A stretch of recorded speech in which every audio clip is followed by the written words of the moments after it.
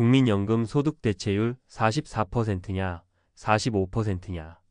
혹시 1% 싸움이 나와는 상관없는 정치권의 말싸움이라 생각하십니까? 오늘 우리는 이 숫자 뒤에 숨겨진 당신의 노후를 송두리째 흔들고 우리 자녀 세대의 등골을 휘게 만들 진짜 문제에 대해 이야기할 것입니다. 잠시 후 1%의 차이가 왜 우리 자식들 세대에게 300조 원에 가까운 빚을 떠넘기는 비극의 씨앗이 되는지 그 충격적인 진실을 보여드리겠습니다. 그리고 왜 수십 년간 성실하게 연금을 부어온 당신이 용돈연금의 배신감에 눈물 짓게 되는지 그 구조적인 함정을 낱낱이 파헤쳐 보겠습니다. 많은 분들이 뉴스를 보며 고개를 갸웃거립니다. 소득 대체율 44% 안과 45% 안, 그 차이가 도대체 뭐길래 저렇게 싸우는 걸까? 한 언론사의 분석에 따르면 월 평균 소득 100만 원인 가입자를 기준으로 1%포인트의 차이는 월 수령액 1만 원의 차이를 만들 뿐입니다. 한 달에 1만 원. 이것이 정말 문제의 본질일까요? 우리가 이 사소해 보이는 숫자 싸움에 시선을 빼앗긴 사이 진짜 시한폭탄의 초침은 쉬지 않고 흘러가고 있습니다. 현재 구조가 그대로 유지된다면 국민연금 기금이 바닥을 드러낼 것으로 예상되는 2055년까지 이제 30년도 채 남지 않았습니다. 개혁이 하루 늦어질 때마다 미래 세대가 짊어져야 할 부담은 눈덩이처럼 불어나고 있습니다. 정치권의 숫자 싸움은 이 거대한 위기 앞에서 우리의 눈을 가리는 연막과도 같습니다. 이제 그 연막을 걷어내고 그 뒤에 숨겨진 첫 번째 진실, 바로 40년 가입의 신화에 대해 이야기해 보겠습니다. 올해로 62세가 된 박성호 씨. 그는 중소기업에서 30년 넘게 일하며 남들처럼 성실하게 국민연금을 납부해 왔습니다. 은퇴를 앞두고 소득 대체율 40%대 라는 말을 믿고 그래도 월 150만 원 정도는 나오지 않을까 막연히 기대했습니다. 하지만 퇴직 후 받은 첫 국민연금 예상 수령액 고지서를 손에 쥔 그의 손이 미세하게 떨렸습니다. 찍혀있는 금액은 그의 기대에 한참 못 미치는 액수였습니다. 그가 간과했던 것은 소득 대체율이란 무려 40년을 꼬박 채워 가입했을 때를 기준으로 한 이상적인 수치라는 사실이었습니다. 한 경제 전문지의 칼럼에 따르면 실제 연금 수급자 중 상당수는 박성호 씨처럼 중간에 실직을 겪거나 사업 실패로 납부를 중단하는 등 40년이라는 가입 기간을 채우지 못하는 경우가 허다합니다.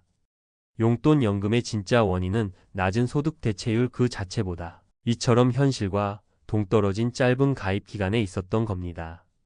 결국 소득 대체율을 1% 올리는 문제는 이 가입 기간의 함정에 빠진 대다수의 사람들에게는 큰 의미가 없는 공허한 메아리일 뿐입니다. 여러분이라면 이 상황에서 어떤 감정이 드시겠습니까? 아마 깊은 허탈감과 배신감을 느끼실 겁니다. 이제 두 번째 진실을 마주할 시간입니다. 이 문제는 단순히 개인의 허탈감을 넘어 우리 사회를 갈라놓는 세대 전쟁의 뇌관이 되고 있습니다. 현재 2030 청년 세대는 어차피 받지도 못할 연금이라는 극심한 불신에 빠져 있습니다. 그들은 우리가 낸 돈으로 왜 윗세대의 잔치를 벌여야 하냐고 분노하고, 기성세대는 우리가 젊었을 때 성실히 낸 대가를 정당하게 돌려받겠다고 맞섭니다. 이것은 단순한 감정 싸움이 아닙니다. 한 재정학회의 분석 자료는 이 분노가 어디에 뿌리를 두고 있는지 명확히 보여줍니다. 낸 돈 대비 받는 돈의 비율을 뜻하는 수익비를 따져보면 1970년 대생의 수익비는 소폭 줄어드는 데 그치지만 2000년 대생의 수익비는 1.65배 수준으로 급락합니다. 지금의 청년들은 역사상 가장 불리한 조건으로 연금 게임에 강제로 참여하고 있는 셈입니다. 44%와 45% 논쟁은 이처럼 세대 간에 이미 기울어진 운동장을 외면하고 있는 것입니다.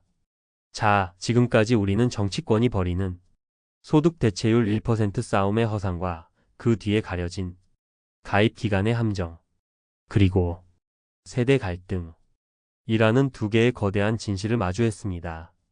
하지만 지금부터가 정말 중요합니다.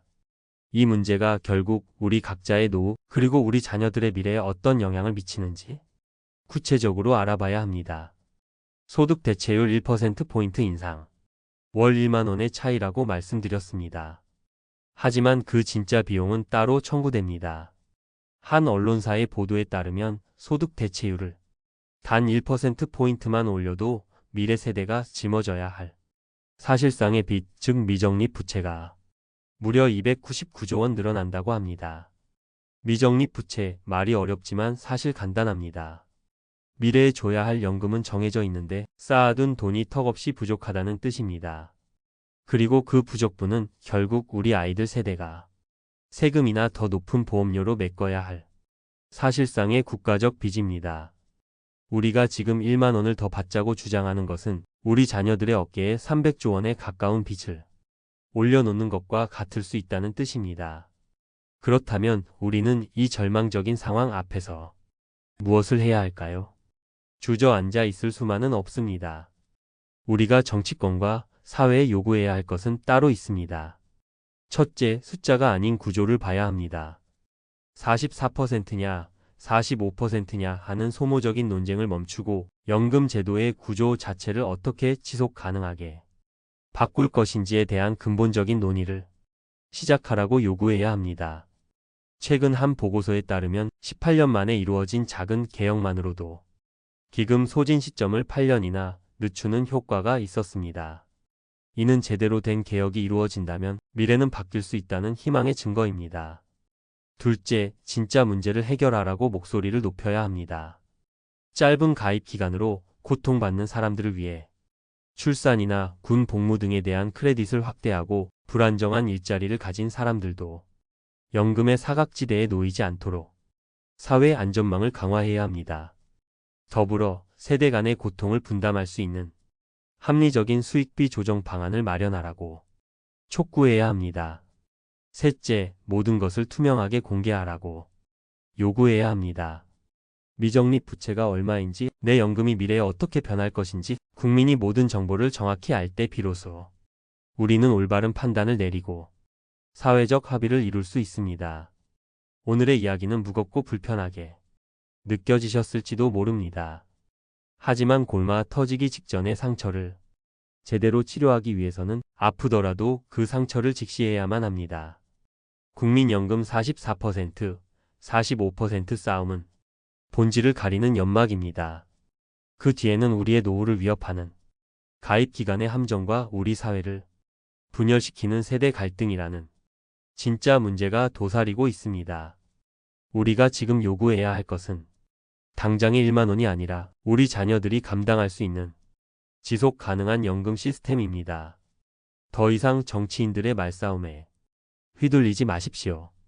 이제는 우리가 눈을 뜨고 귀를 열고 올바른 질문을 던져야 할 때입니다. 그것이 위기에 빠진 우리의 노후를 구하고 우리 아이들에게 더 나은 미래를 물려줄 수 있는 유일한 길입니다. 오늘 내용이 우리 모두의 미래를 위해 깊이 고민해 볼 만한 가치가 있었다고 생각하신다면 채널 구독과 좋아요를 통해 저희와 계속 함께해 주시길 바랍니다. 그리고 댓글을 통해 국민연금 문제에 대한 여러분의 소중한 생각을 나눠주시면 더 나은 사회를 만들어가는 데 큰 힘이 될 것입니다.